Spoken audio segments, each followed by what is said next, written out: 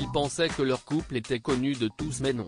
Sur le plateau de l'émission de Daphné Burki, André Manoukian avait rapporté une anecdote, pas très classe, sur son célèbre ami qui a été en couple avec Marion Cotillard.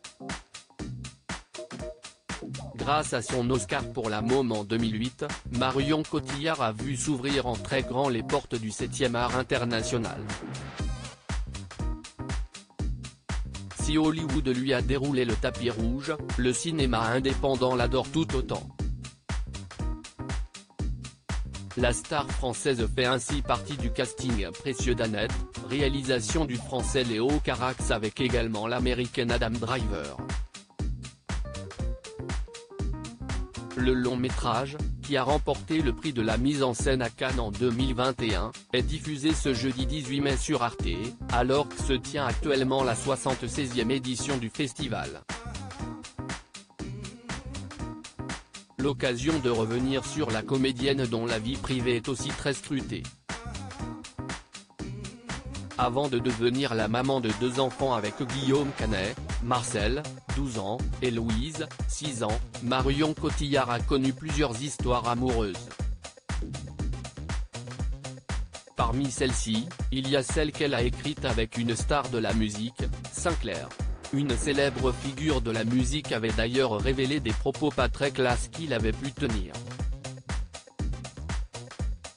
Sur le plateau de l'émission Je t'aime, etc., Daphné Burki a pu discuter avec André Manoukian, fameux juré de la Nouvelle Star. Alors que t'est diffusé le titre légendaire d'Edith Piaf, non, je ne regrette rien, il s'est amusé à confier ce que son ami, juré comme lui, Sinclair, disait en plaisantant de Marion Cotillard qu'il a incarné dans le biopic La Môme. T'as vu ce que je me farcissais ? Pour les besoins de son rôle dans le film qui lui a valu l'Oscar, Marion Cotillard s'était totalement transformée, allant jusqu'à se raser les sourcils. Sauf qu'en rapportant la vanne de Sinclair sur le physique métamorphosé de l'actrice, il met en lumière qu'il était alors en couple.